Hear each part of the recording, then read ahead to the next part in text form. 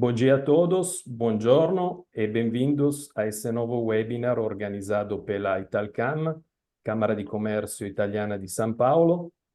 Eu sou Emanuele Bosco, integro a diretoria do COINFRA, Comitê de Infraestrutura, Logística, Construção Civil, Transporte e Mobilidade Urbana da Italcam, e serei hoje um dos moderadores do evento, junto com o Dr. Rodrigo Pontes, da QLA Advogados. Agradeço a participação de todos que se inscreveram para nos acompanhar hoje. Nosso webinar é parte da programação proposta pelo COINFRA, em que a Italcam convida seus associados e convidados para falar sobre temas específicos e relevantes, como o de hoje, que é galpões industriais e logísticos, perspectivas de mercado para 2024 e diferentes formas de investimento.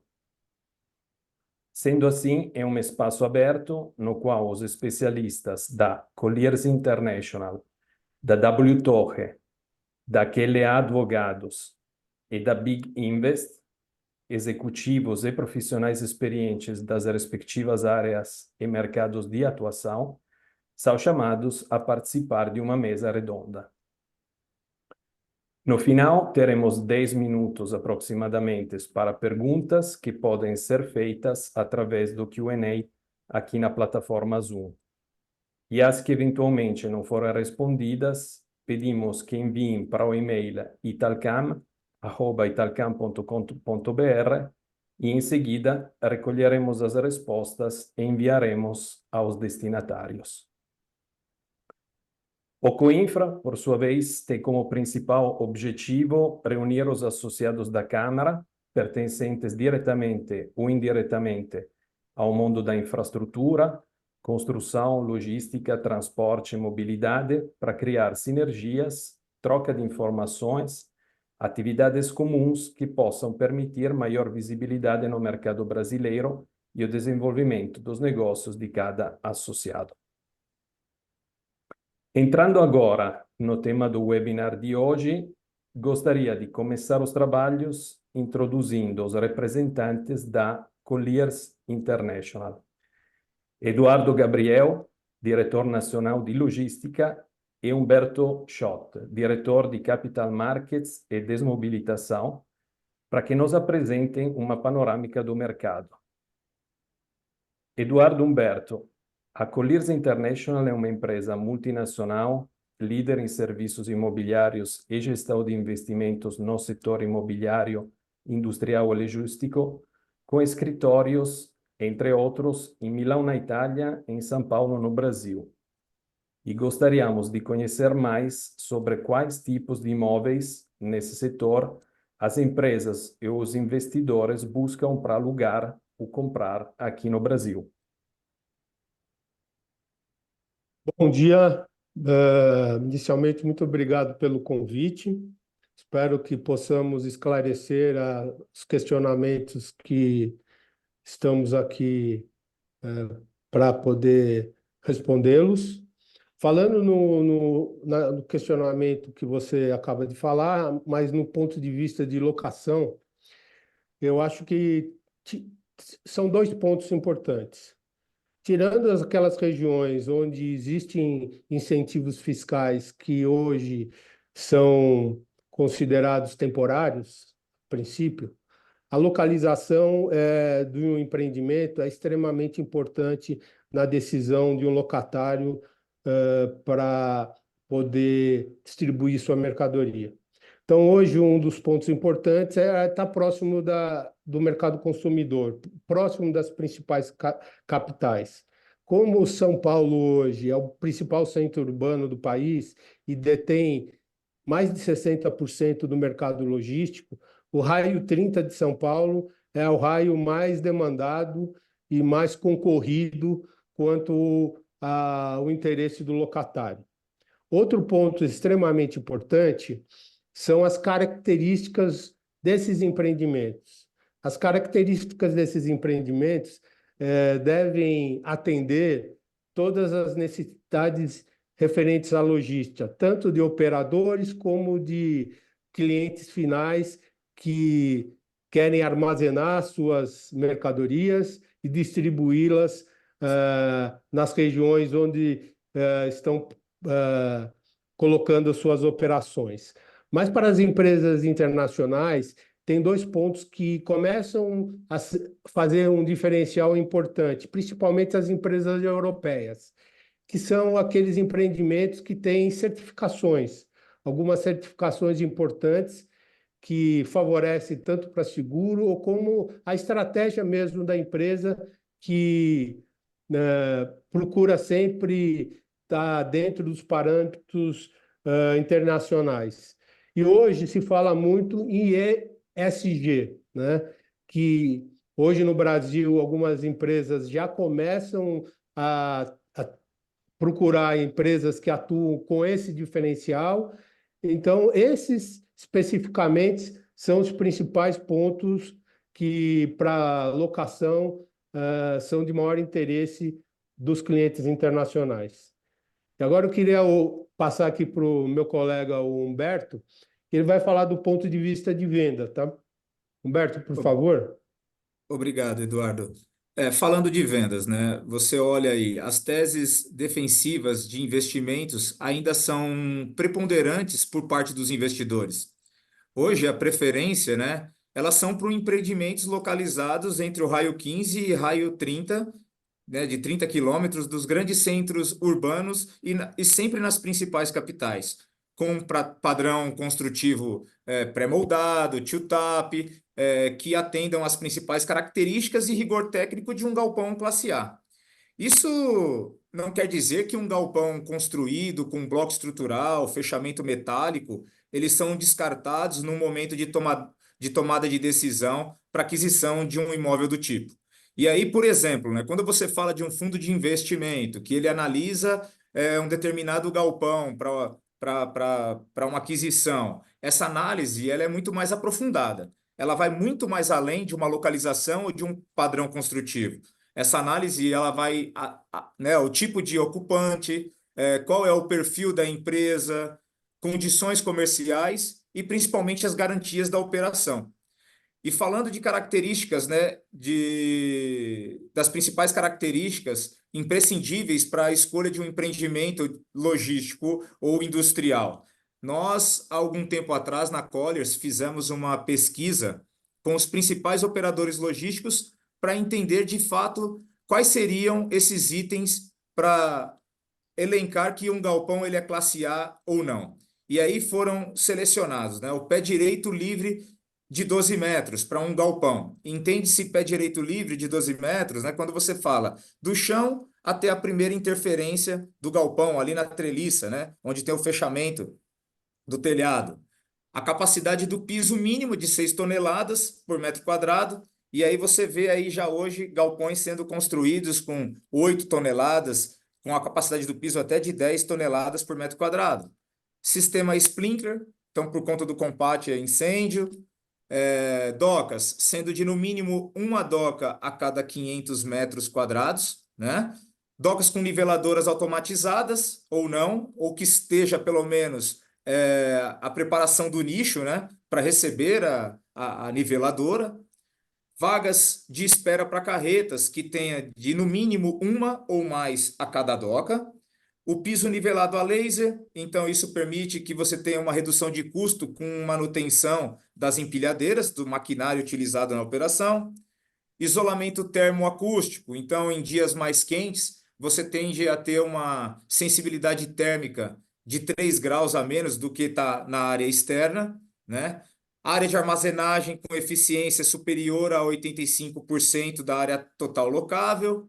Geradores de energia, hoje você vê aí muita operação aí perdendo, né, por conta de não ter um gerador para operar melhor, por falta de energia. A luz natural, então isso traz redução de custo durante o período do dia, durante a operação. E isso não quer dizer se o imóvel ele atende de 70% a 80% das características mencionadas aqui, ele já é considerado um ativo classe A. E exemplo, não é porque o galpão não tenha o pé direito de 12, que ele tem um pé direito de 10 metros, que ele não é um classe A, ou que não tem a carga do piso de 6, a carga de piso é 5, né? Então, atendendo a essas características de 70%, 80%, a gente considera como um ativo classe A. Perfeito. Muito, muito interessante. Queria perguntar para vocês, dentro das atividades da Colliers, o que vocês estão enxergando mais nesse momento como fluxo de possíveis clientes que pedem para vocês de buscar um galpão para locação ou um galpão para compra, para investimento? Como são um pouco os trends? A gente acompanha bastante e-commerce, que cresceu muito nos últimos anos. Enfim, se podem dar uns detalhes a mais, agradecemos. Bom, falando em locação, né? A gente teve o advento da pandemia trouxe para a parte de locação, de logística, andamos na contramão. Então, trouxe um crescimento histórico que até então não havia acontecido na história de empreendimentos logísticos. Então, nós tivemos uma absorção bruta e líquida recorde durante os anos de 21, 22 e 23. Na absorção bruta, nós chegamos a superar 4 milhões de metros quadrados locados. Na líquida, em alguns anos, acima de 3 milhões de metro quadrado, né? Mas o que acontece? A taxa Selic alta nesses últimos anos, né?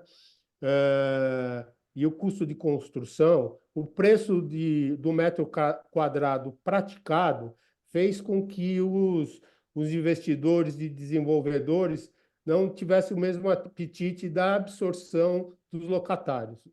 Então, a queda da taxa de vacância foi demasiadamente grande. Nós tivemos aí, em 2018, taxas de vacância que superaram 30% do inventário existente. Hoje, nós estamos com regiões no Brasil com taxa de vacância abaixo de 5%, né? No estado de São Paulo, nós falamos em 10% de taxa de vacância. Isso fez com que a pressão do aumento de preço fosse grande. Então, hoje a gente já vê algumas regiões praticando os preços acima de R$ 30 o metro quadrado, principalmente no estado de São Paulo, e nos centros urbanos também, tendo como referência o estado de São Paulo, o famoso Leste Maio, aqueles empreendimentos para entregas rápidas que ficam dentro da capital, já se pratica preços acima de R$ 40 o metro quadrado. Então, o mercado de desenvolvimento de novos empreendimentos, eles vêm crescendo demasiadamente durante esse ano. O apetite a gente vê que é muito grande. Isso os nossos colegas aí de desenvolvedores vão poder comentar mais sobre esse assunto. Mas, do ponto de vista de locação, é isso. Eu passo aqui para o meu colega Humberto para falar um pouquinho também do ponto de vista de venda, que eu acho que é importante também vocês saberem. Exato, né? Olhando do ponto de vista de vendas, o mercado ele está movimentado e é muito em função também da tendência do aumento dos preços de locação e da tendência da queda da taxa de juros. E aí, mesmo em uma velocidade menor, a gente já vê hoje a Selic em 10,5 ao ano, né? E os preços médios de venda dos ativos também tenderão a aumentar. E entendemos que esse estágio que nós encontramos hoje ele é de otimismo, mas também é de muita cautela. E em função das condições do contorno que vivenciamos atualmente. E aí você vê questões macroeconômicas, né? A economia interna, conflitos externos, os desafios climáticos, e olha aí a catástrofe que aconteceu aí no nosso Rio Grande do Sul e os impactos que isso traz também, e a reforma tributária em pauta. Quando a gente fala Brasil, preços médios de venda de ativos, eles já estão orbitando ao redor de R$ 3.200 o metro quadrado e com cap rate em torno de 9% ao ano. Quando a gente olha para São Paulo, os preços dos ativos, eles partem de R$ 3.500 o metro quadrado, ativos de primeira linha, é lógico, e podendo chegar a patamares superiores a 4.200 o metro quadrado. E aí, dependendo da qualidade, do padrão construtivo e principalmente da localização desses imóveis. Muito obrigado, Eduardo Humberto. Agradecemos vocês, a Collier International, para ter compartilhado conosco um relatório tão atualizado, tão rico de informações sobre o mercado. E claramente percebemos que inovação, sustentabilidade são imprescindíveis para novos desenvolvimentos. Agora, gostaria de passar a palavra para o Dr. Rodrigo Pontes, sócio de Direito Imobiliário da QLA Advogados, que continuará a moderar os trabalhos do webinar, introduzindo outro convidado de hoje, que é Abner Albuquerque, diretor comercial de desenvolvimento e leasing da W Torre. Por favor, Dr. Rodrigo, te passo a palavra. Emanuel, bom dia, obrigado. Primeiramente, obrigado aí pelo convite, pela oportunidade. O tema é sempre interessante e importante para o empresariado brasileiro. Abner, a W Torre é um grupo empresarial que é uma referência aqui no mercado no imobiliário brasileiro e tem uma atuação bem abrangente. Vocês atuam com construção, desenvolvimento imobiliário, infraestrutura, shopping center. Como é que está o apetite do grupo para os galpões logísticos neste momento? Bom dia a todos. Muito obrigado aí pelo convite, Emanuel. É um prazer estar aqui com vocês. É uma ótima pergunta, Rodrigo, para a gente debater aqui e explorar, porque tem muita oportunidade, né? A W Torre, ela é uma empresa de 43 anos, ela começou em 1981 e basicamente 70% do que ela produziu em sua história foram galpões para atender a logística ou a própria indústria. E esse continua sendo o foco, todas as atenções estão sempre para esse segmento. Então, temos uma visão de que o nosso mercado ele é muito incipiente. Se a gente pegar para analisar, a W Torre ela é precursora nas operações mais sofisticadas, né, nas construções sob medida de galpões aí pelo país. Então, hoje nós temos um mercado que produz galpões de forma especulativa, muito concentrado no Sudeste, mais no estado de São Paulo, que tem mais da metade do que o inventário brasileiro apresenta. E a gente vê que tem oportunidades, claro, nos mercados mais óbvios, mas também nos mercados que também tem ali um poder de consumo importante, tem a necessidade da logística, e aí você tem a oportunidade para o desenvolvimento desse produto, né, de galpões de mais alto padrão.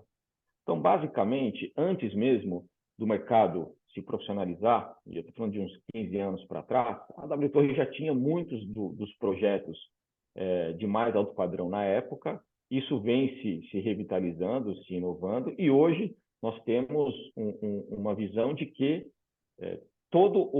praticamente o país tem espaço para desenvolvimento desse perfil de ativo. Então, hoje, como empresa, nós estamos olhando praticamente aí todos os estados e suas capitais com as regiões metropolitanas. Então, nós temos a ideia de ter um produto, um WT-Log no Rio Grande do Sul, né? Um WT-Log em Santa Catarina, no Paraná, e aí vamos subindo para o Nordeste, Centro-Oeste, Norte. Essa é uma vocação, a gente vê essa necessidade, essa importância de ter esse perfil de ativos sendo desenvolvido, e nós temos um grande apetite. A gente tem aí velocidade no desenvolvimento de galpões, e a nossa ideia sempre está atrelado com pesquisa e com inteligência de mercado. Com exceção de um ou outro estado, a maioria está com a oferta muito controlada. Então, hoje nós estamos com uma necessidade de galpões de mais volume, então aqueles galpões acima de 30, 40, 50 mil metros, não é fácil de se encontrar, nem às vezes aqui no estado de São Paulo. E quando a gente sai aqui do estado de São Paulo, essa necessidade ela fica mais evidenciada, e aí que a gente está enxergando essas oportunidades, e aí que esses novos projetos estão em curso. Hoje a gente está praticamente com quase 18 projetos precisamente em curso para aquisição e desenvolvimento aí de galpões, de condomínios com pelo menos 50 mil metros aí de galpão. Perfeito. Bom, obrigado. E dentro do segmento de galpão logístico, a gente costuma ter muita utilização do build-to-suit e do sale-leaseback. Você pode falar um pouquinho para a gente dessas duas modalidades e o que vocês têm utilizado mais no desenvolvimento de vocês nesse ramo? Vamos lá. Bom, a operação de sale-leaseback, ela é uma operação, tanto ela como o build-to-suit, elas estão muito atreladas ao crédito da empresa que está ocupando ou que vai ocupar o imóvel. Então, não é uma operação simples, é uma operação financeira lastreada num imóvel. E tem uma série de análises que é feita. Então, dependendo da empresa, não compensa fazer a operação, é melhor comprar o imóvel e talvez dar uma revitalizada, fazer um retrofit, e adicionar um valor no imóvel e capturar um aluguel acima do que eventualmente ele estaria sendo proposto ali. Ou dependendo se é uma necessidade um pouco específica no mercado que talvez não tenha ali uma reposição do inquilino. Então, de repente, a gente tem uma necessidade de 30 mil metros de galpão no interior de algum estado. E aquela situação é muito pontual. Se essa empresa fica 10 anos, 15 anos e vem a sair, muito provavelmente não se tem reposição naqueles patamares de preço que a gente está atrelando no contrato. Então, é uma análise bastante complexa, mas é o carro-chefe aqui da WTorre, tá? A gente gosta principalmente dos build-to-suits. A operação de sale-leaseback, ela também pode ser analisada aqui, mas a nossa ideia é identificar a demanda. Quanto mais complexa ela for, mais soluções a WTorre pode entregar, né? Hoje, quais são as oportunidades para esse setor? Exatamente nesses mercados que não apresentam oferta. Então, você tem uma condição de atender uma demanda onde não se tem oferta, mas se tem a necessidade de um galpão, o famoso AAA, né, o galpão de mais alto padrão, sem nenhuma grande especificidade, mas tem aquelas que precisam de uma operação mais adequada, um imóvel mais preparado para atender, por exemplo, uma operação com controle de temperatura. Então, você tem que construir um imóvel do zero para atender de fato, de forma plena, uma demanda dessas proporções. Então, resumindo, tem que ter um bom risco de crédito, sem dúvida, para que nós possamos fazer o investimento, seja ele para aquisição daquele terreno, que talvez nós não tenhamos ele na nossa base, ou para aquele que nós temos na nossa base já e que a gente vai desenvolver. Então, a questão do crédito ele é fundamental. Mas a gente, hoje, com esses projetos, temos um volume bastante substancial de build-to-suits em curso. Então, aquela empresa que precisa e não vislumbra ali no curto prazo uma opção, a gente pode ser essa solução sempre atrelada aí a essas análises, essas variáveis que não são simples. Não é só um contrato de locação. Tem uma série de condições precedentes aí. Perfeito. E dentro da questão do crédito, como é que é o relacionamento de vocês com os fundos de investimento? Vocês procuram fundos, os fundos procuram vocês? Como é que tem funcionado essa dinâmica? Tá. Atualmente, a nossa estrutura de capital, ela segue duas verticais. A primeira é usar o próprio capital da família, né? Todo negócio que vem a gente avalia e o Family Office da WTorre analisa aquela possibilidade de investimento. Se não tem, por alguma estratégia, o direcionamento desse capital para esse ou aquele investimento, a gente vai acionar o mercado de capitais. Então, basicamente, os fundos de investimentos. Então, a gente vai buscar o capital com todo o projeto já estruturado, né? Então, a gente faz todas essas análises. Então, é análise tanto da parte técnica, com a parte jurídica, a parte econômica, todo o acompanhamento do desenvolvimento desse ativo, a identificação, naturalmente, do inquilino que vai dar vida, vai dar fluxo para esse negócio, e também toda a análise de investimento de saída. Tem muito fundo que compra pensando já em vender. Então, a gente tem todas essas variáveis internalizadas aqui, e quando a gente vai acessar os fundos de investimento, a gente já leva o negócio, a gente não leva simplesmente um terreno, a gente já leva um negócio, e aí é aquele ajuste das condições de retorno, normalmente são já muito bem pensadas, então, basicamente, o mercado ajusta minimamente o que a gente apresenta e começa a ser ali o desenvolvimento.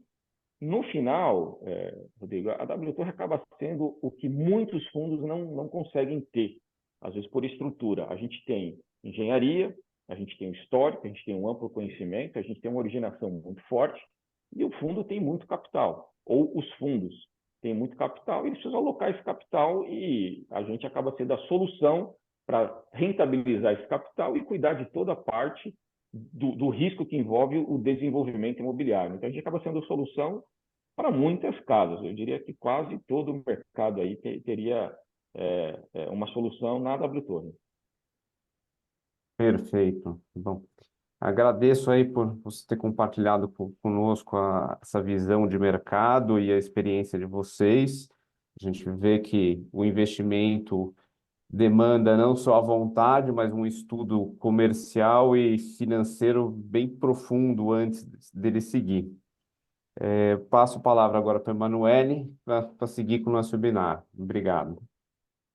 Eu que agradeço, muito obrigado. Eu vi que já chegou alguma pergunta do nosso público e a gente vai responder na parte final, quando teremos a sessão de demandas e respostas.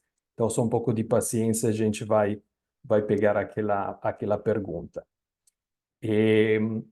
Queria agora introduzir a doutora Lívia Siviero, da QLA Advogados. QLA Advogados é um escritório full service, referência no mercado jurídico com forte expertise em direito imobiliário, mercado de capitais e negócios imobiliários. E, doutora Lívia, gostaríamos de conhecer melhor quais modalidades de investimento existem, então, nesse tipo de mercado. Bom dia, pessoal. Agradeço pela oportunidade, Manuel. É um prazer estar aqui com vocês. Aqui no KLA, a gente tem uma prática voltada especificamente para o mercado imobiliário, né? Então, é uma prática que envolve não só advogados especialistas nos imóveis, né, nos empreendimentos imobiliários, mas também que conhecem um pouco dessa parte de mercado de capitais, dos fundos, de securitização. Então, são advogados que já são especialistas, já conhecem um pouco da tributação dessa área, que é uma tributação bem específica. Então, a gente procura reunir nos mesmos profissionais pessoas que já consigam entregar para o cliente esse pacote completo, né? Desde a aquisição do imóvel, forma de investimento, com quem que eu me associo, como que eu, né, faço para captar esse recurso. Então, aqui a gente, enfim, queria dar um pouquinho dessa visão aqui do ponto de vista mais jurídico, né? Então, quando você fala, quero investir nessa área, né? O que eu posso fazer? O mais óbvio seria, então, compra um galpão, né? Compra um galpão para obter renda ou mesmo para você alugar. É uma hipótese, né, que pode ser feita, você comprar um galpão pronto, aí, por exemplo, desenvolvido pelos colegas que falaram, pela W Torre, né, visando a obtenção de renda a exploração, né, desse galpão, por exemplo. Ou se você tem um terreno, eu tenho aqui na minha família um terreno e acho que aqui tem uma vocação para fazer galpões industriais e logísticos, né? Também é possível fazer parcerias, né, com as empresas que constroem, que desenvolvem esse tipo de investimento, através de sociedades, por exemplo, né? Hoje você me fala, Lívia, mas eu não quero estar ali sócio de uma pessoa que eu não conheço, não quero estar, né, no contrato social, acho que tem muito risco. Então, também é possível. Você faz uma permuta, por exemplo, e fica com um galpão, né, específico, e aí depois entra no que a gente chama de um pool de locação, por exemplo. Então, você é dono de um galpão, mas é possível criar uma sociedade em conta de participação, que não tem personalidade jurídica, é praticamente um contrato de investimento, onde você, junto com os demais proprietários dos outros galpões daquele empreendimento, fazem um pool de locação e conseguem diluir os riscos. Então, ou seja, mesmo que o teu galpão não esteja alocado naquele momento, você consegue auferir alguma renda decorrente da alocação dos demais galpões naquele empreendimento. Então, é uma modalidade bastante utilizada, né? Então, quando, por exemplo, a família tem, né, um imóvel que tem essa vocação e se não quer se desfazer do imóvel, né? Assim, eu quero ser proprietário, eu quero ter tijolo, eu quero ter... Então, é uma possibilidade para quem gosta do tijolo do imóvel, né? Ou já tem um terreno com essa vocação e quer explorar, continuar proprietário do imóvel diretamente com essas modalidades, né? Então, ou proprietário direto, ou participando de um pool de locação. Mas aqui no Brasil também a gente tem outras modalidades que são até especialmente interessantes para estrangeiros, né? Considerando que aqui a gente está falando para a Câmara Italiana e devem ter muitos italianos aí nos ouvindo, que é um pouquinho do que o pessoal já explorou antes, que são os fundos de investimento. Então, a gente tem o fundo de investimento imobiliário, que é um tipo de fundo de investimento voltado para investimento em imóveis. E, normalmente, eles têm, assim, um perfil, né? Então, eu tenho fundo que investe só em shopping, fundo que investe só em empresas de varejo, e tem também fundos especializados no investimento em galpões, né? E esse tipo de fundos vem crescendo muito no Brasil, então, hoje, você quer investir, quer ser dono de um galpão, você pode investir com R$ 100, que é o preço que custa uma cota, né? E já consegue participar, ter uma renda todo mês, né? Os fundos de investimento imobiliário, o objetivo deles é distribuir renda, assim, primordialmente, então, você consegue já mês a mês oferir uma renda com investimento pequeno, né?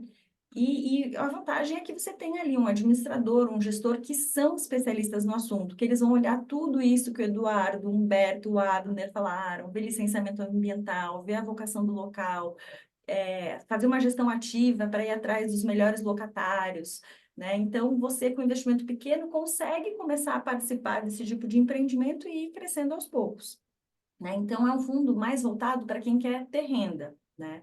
E tem a vantagem tributária que, tanto para pessoas físicas quanto para estrangeiros, essa tributação é zero. Então, ou seja, se o fundo de investimento imobiliário recebe 100 de locação, o fundo é isento, sobe 100 para o fundo. Paga os custos do fundo, obviamente, né? Tem uma taxa ali do gestor, do administrador e tal. E esse rendimento que sobe para o cotista, é pessoa física ou estrangeira, ele também é isento, né? Então, você consegue ter uma eficiência tributária nesse tipo de investimento muito boa. Claro que o fundo tem que obedecer alguns requisitos, né? Então, tem que ter pelo menos 100 cotistas, ser listado em bolsa. Cada cotista não pode ter mais do que 10%, né, do fundo, do rendimento a ele vinculado, e com pessoas ligadas a ele não pode ter mais de 30% do fundo.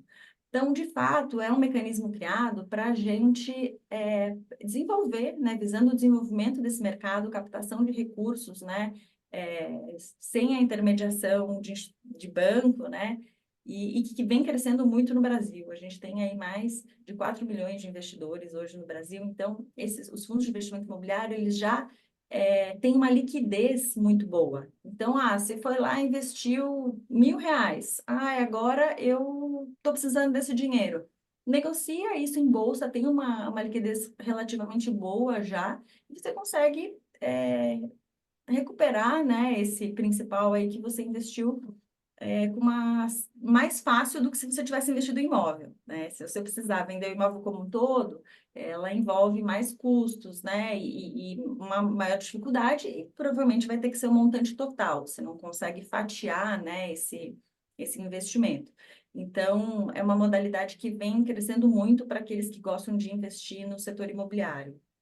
Tem um outro tipo de fundo também que faz investimento nesse setor, que são os fundos de investimento em participação. O foco deles já é investir em sociedades que atuem nesse setor, né? Então, normalmente são oportunidades de investimento mais em greenfield. Então, achei um terreno, vou fazer lá uma parceria com a W Torre, contratar a W Torre, por exemplo, ali para construir e visar vender essa sociedade depois lá na frente com lucro, né? Então, é um investimento já para investidores qualificados, né? Que tem que ter um investimento pelo menos igual ou maior do que R$ 1 milhão, e já mais longo prazo, né? Então, visando isso depois que você conseguir agregar valor na empresa, e também tem o benefício fiscal para estrangeiro, né? Então, observados determinados requisitos, o investidor estrangeiro consegue auferir aí os resultados desse fundo com uma alíquota zero também, para o fundo de investimento e participação. Então, assim, a gente tem um leque grande, né? Dependendo do gosto do cliente, né? Quer investir direto em imóvel, quer investir na sociedade, quer investir nos fundos, a gente tem bastante oportunidade de investimento aqui no Brasil nesse setor, né? Agora, assim, como investidor estrangeiro, se a gente for focar aí um pouco mais no nosso público, é importante saber que se você for investir através do mercado de capitais, através da aquisição de cotas de fundo, por exemplo, você vai precisar ter um representante legal aqui no Brasil, que é uma instituição financeira autorizada pela CVM, pelo Banco Central, para fazer representação de estrangeiro no Brasil, mas é um procedimento super simples, tem diversas empresas cadastradas, elas já vão criar para vocês um código na CVM, CPF, também na Receita Federal, CNPJ, e você já consegue começar a investir como se fosse um brasileiro, né? Escolhe uma corretora e começa a aplicar. E se você quiser investir em imóveis, a gente tem algumas restrições aqui no Brasil para investimento de estrangeiros em imóveis rurais, né?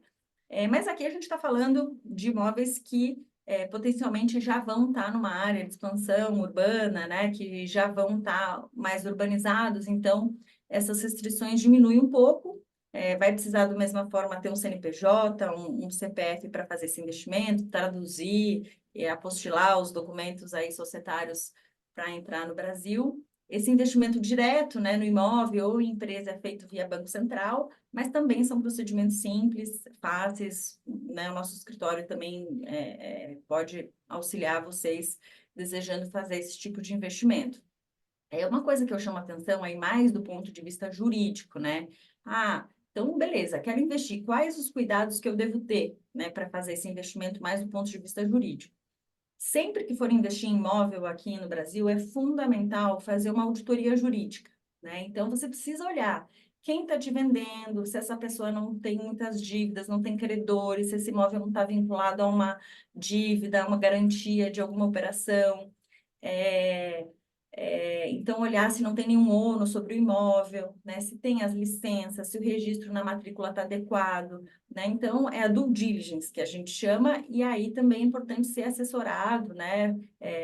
Por um advogado, por uma empresa aí como a Colliers, né? Que faz a corretagem e já consegue conduzir vocês nesse passo a passo aí do que é necessário, né? Então, é bem importante ter esses cuidados jurídicos, né? E se você é um locatário, Lívia, quero instalar minha empresa, o que eu devo pensar aqui? Quais são os principais cuidados se eu for fazer um contrato de locação? Então, assim, primeiro a gente tem que entender qual a tua necessidade, né? Se é curto, se é longo prazo, se o imóvel está sendo desenvolvido especialmente para a sua empresa, né? Se for desenvolvido diretamente para a sua empresa, de acordo com as suas necessidades, ali como o Abner falou, provavelmente a gente vai ter um contrato atípico que vão ter cláusulas especiais, né? Que visem não só pagar ao proprietário, né, a locação pelo uso do espaço, mas também remunerar ele pelo investimento específico que ele fez para adequar o imóvel às suas necessidades, né? Então, que é um contrato feito especialmente, normalmente esse contrato ele vai ter cláusulas prevendo uma multa maior em caso de rescisão antecipada, prevendo que esses valores de locação não podem ser revistos a qualquer tempo, né, para mais ou para menos, para dar uma garantia, né, de pelo menos aí 5, 10, 15 anos, de que o proprietário vai ter o retorno do investimento dele através, né, da remuneração da locação. Agora, se é um contrato típico, né, que segue aqui a lei de locação, é importante, eventualmente, fazer esse contrato por pelo menos 5 anos, né? Então, aqui no Brasil, a partir de 5 anos, né, atuando por pelo menos 3 na mesma atividade, você consegue renovar esse contrato, né?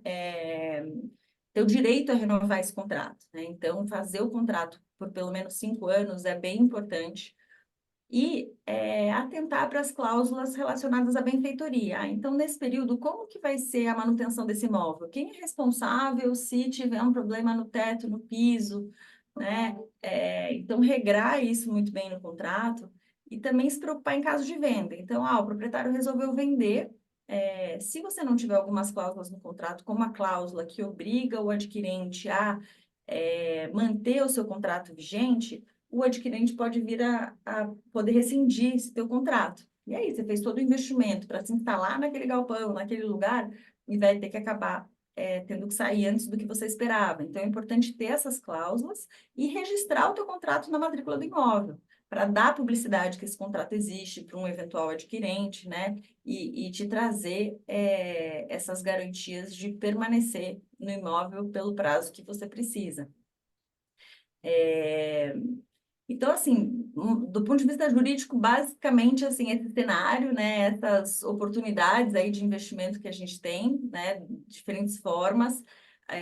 Se você é o proprietário do imóvel e tem um contrato atípico, por exemplo, de 10 anos, você consegue, inclusive, fazer uma securitização dessa locação. Então, antecipar o recebimento disso, né, através de um certificado de recebível imobiliário, por exemplo, que te proporciona ter o dinheiro dessa alocação futura todo à vista para reinvestir, enfim, em novos negócios. Então, também é uma forma de você recuperar o investimento que você tenha feito aí num imóvel mais rapidamente, de repente até já investir em mais um, né? Em mais coisas e ampliando aí, fazer uma alavancagem. E para quem investe também nesse tipo de papel, é super interessante para a pessoa física, os CRIs, que eles também são isentos, né, para a pessoa física. Então, o mercado imobiliário está cheio de oportunidades de investimento, né, aqui para pessoas físicas e para estrangeiro. Brasil, né, é um supermercado aí crescendo, como o pessoal já falou. Então, pessoal, fica à vontade aí para nos consultar, para contar com o nosso auxílio, o que vocês precisarem, que a gente está à disposição para ajudar no que precisar. Doutora Lívia, muito obrigado. Agradecemos você e aquele advogados para terem compartilhado informações e práticas tão importantes para empreender ou investir com segurança no setor. Com certeza é importante ter profissionais competentes, experiência, que possam acompanhar o passo a passo nesse tipo de investimentos. Realmente, os cuidados são vários.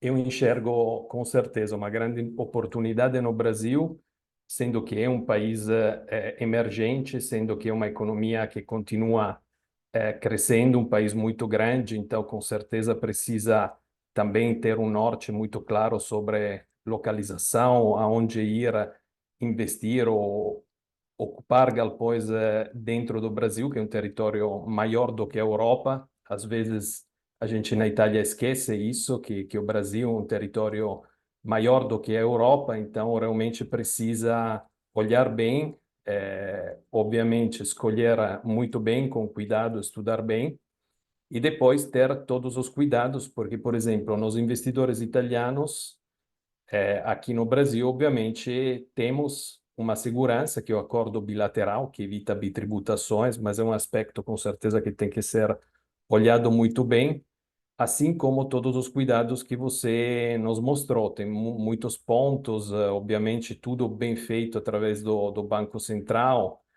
depois passando no imóvel, obviamente, verificar bem todas as características do imóvel, a escolha, então, desse galpão e depois os contratos e tudo que acompanha esse processo.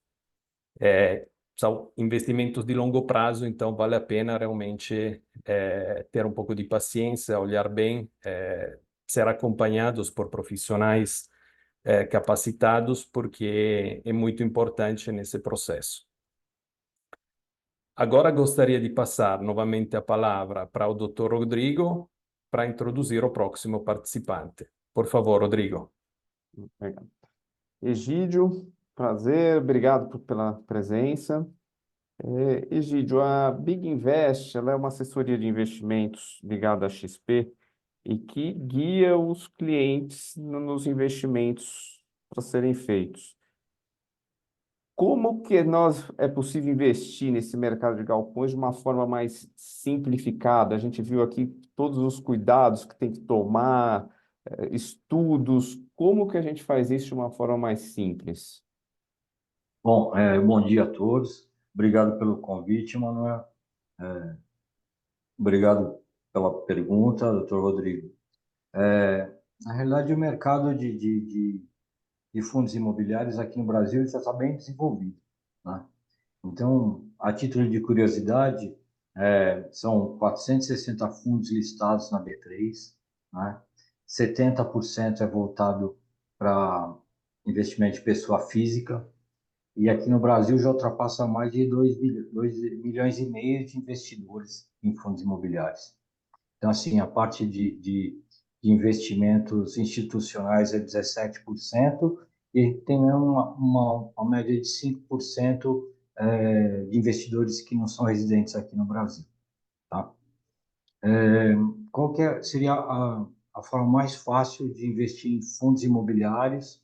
e se tornar sócio de um empreendimento em galpão, um empreendimento, um prédio comercial, num shopping center. Seria através da compra de cotas dos fundos imobiliários que estão listados na bolsa, né? A gente tem duas formas de comprar esses fundos. A primeira forma é quando o fundo emite a primeira captação, né? Então, os investidores são avisados pelas corretoras, por quem vai fazer essa intermediação de compra. E a segunda forma é comprar o título, a cota já que estão sendo negociados na B3, através da cota, né? Como que as pessoas costumam atuar nessa área? Se alguém que não tem experiência no assunto, tem que procurar alguém com conhecimento para conseguir passar uma análise fundamentalista de cada fundo que está sendo investido, tá? Como a Lívia falou, a gente tem fundo de tijolo, tem fundo de papel. Então, fundo de tijolo ele foca basicamente no ativo em si, né? No imóvel, e as gestoras fazem a gestão ativa desse imóvel. E já os fundos de papéis são fundos que eles entram em títulos de direito creditório ou até mesmo em outros fundos, né? Então, é sempre através da compra dessa cota atrelada a uma gestora. Perfeito, obrigado. E quando você vai montar a carteira de investimento, quais os cuidados você toma para analisar o fundo que você vai investir? Tá. Na realidade, nós fazemos uma análise fundamentalista, né? Então, o que acontece? Nós analisamos os índices, né? Análise micro e macro, né? Para conseguir ter uma visão da saúde desse fundo, né?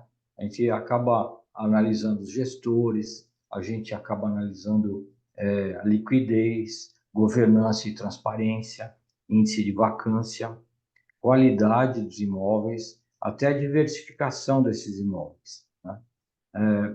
O que nós podemos dizer assim,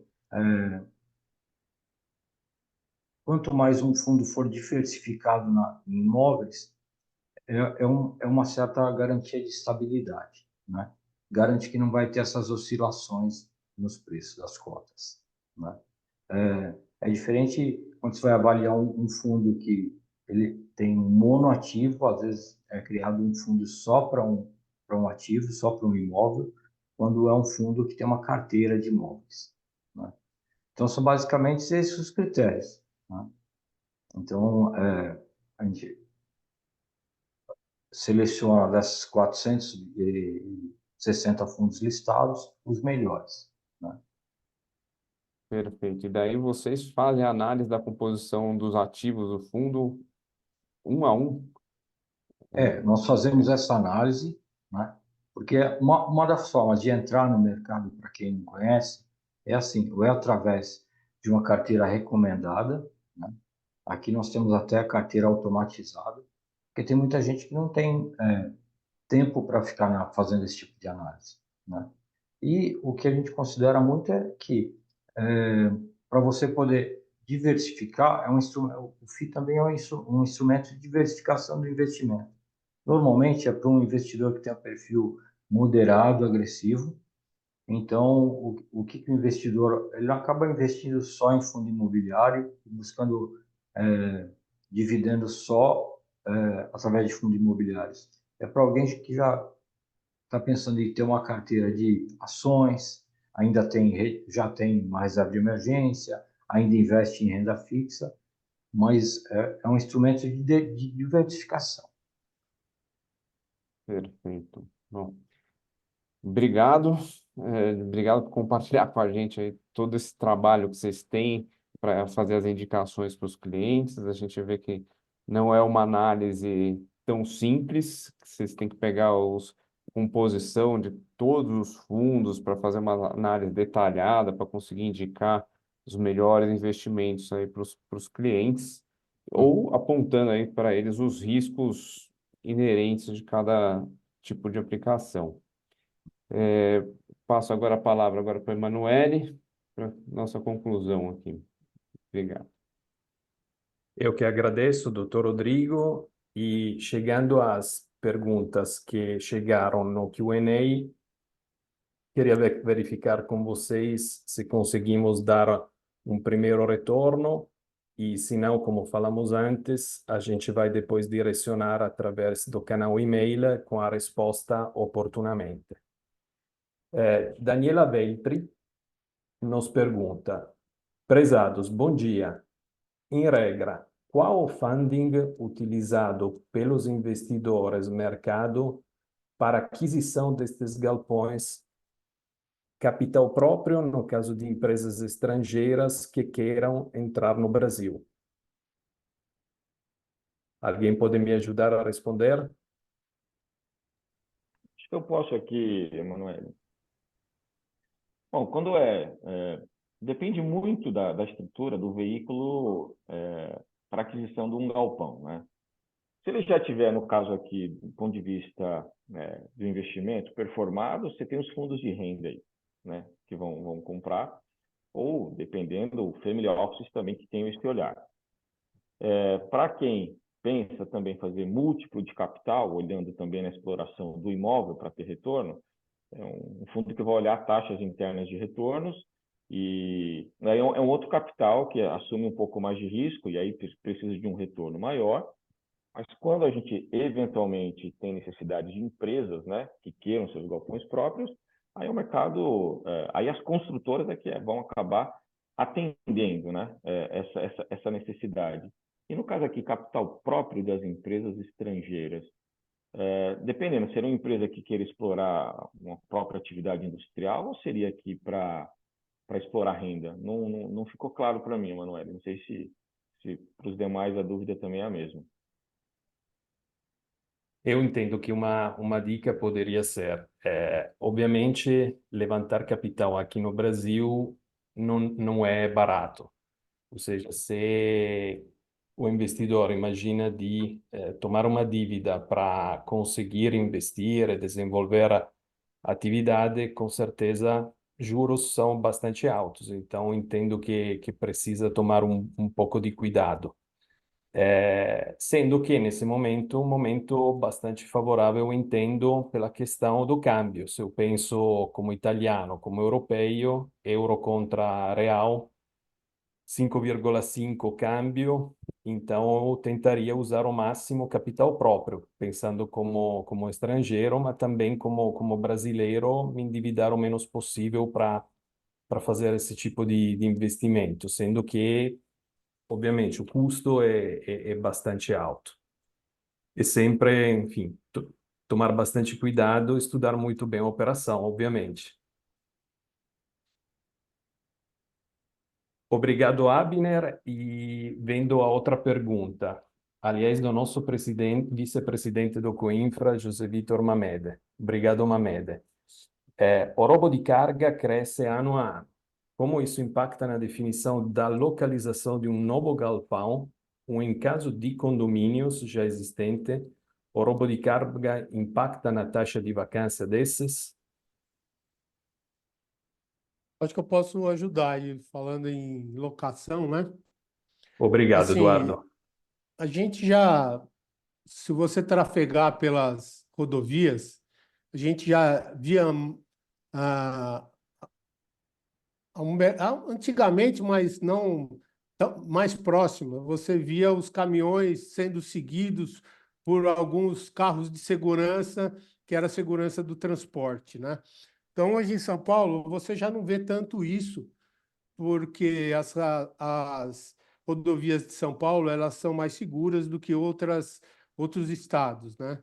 E quanto à questão de roubo de carga, o mercado também se adaptou a isso. Então, as transportadoras já têm, a maioria delas, um contrato com seguradoras guarda-chuva que que tem toda a questão de segurança da carga, ou pelo menos o retorno do prejuízo caso ocorra algum roubo. E dentro dos empreendimentos, quando você ocupa o empreendimento, você automaticamente, quando você faz a locação, o próprio locador ele já passa para você a sua parte do seguro do imóvel, né? Que é especificado do imóvel, se acontecer algum imprevisto, o seguro cobre. E você, todos os ocupantes desses galpões, eles fazem o seguro da mercadoria, tá? Então, esse seguro, dependendo do seguro, ele atende algum problema estrutural que possa danificar a mercadoria, mas também atende, dependendo do que você contratar, o seguro da mercadoria em caso de roubo. Eu acho que São Paulo não tem tanto esse problema, tá? De localização do imóvel comparado com segurança. Mas se você for para algum outro estado, como é o caso do Rio de Janeiro, nós fizemos um estudo que demonstrou que os imóveis que ficam na beira da rodovia, eles têm uma liquidez tanto de locação, o preço de locação é maior do que aqueles que ficam mais afastados da rodovia, exatamente por essa questão de roubo de carga. Então, varia muito de estado para estado, mas falando em São Paulo, o impacto é menor do que a gente vê em outras rodovias com menos infraestrutura do que a gente tem aqui no estado de São Paulo. Tá? Muito Espero que eu obrigado, tenha respondido. Eduardo. Sim, com certeza. E, como eu falei, se tem alguma outra pergunta, não deixaremos de responder e o faremos por e-mail, sendo que chegamos na conclusão do webinar e do tempo que temos à disposição para esse evento. E, nesse encerramento, gostaria de agradecer muito a presença e importante contribuição de você, Eduardo, do Humberto, Abner, muito obrigado, doutora Lívia, Egídio, e, obviamente, do outro moderador, o Dr. Rodrigo. Agradeço a nossa diretoria do Comitê Coinfra e, obviamente, de forma especial a todos vocês que nos acompanharam nesse evento. Convido a seguirem a italcam.sp em todas as mídias sociais e acompanharem as novidades do Comitê Coinfra. Lembrando que sua empresa também pode fazer parte do Coinfra. Para saber mais, entre em contato com o e-mail associados@italcam.com.br. Mais uma vez, obrigado e uma boa continuação de dia para todos.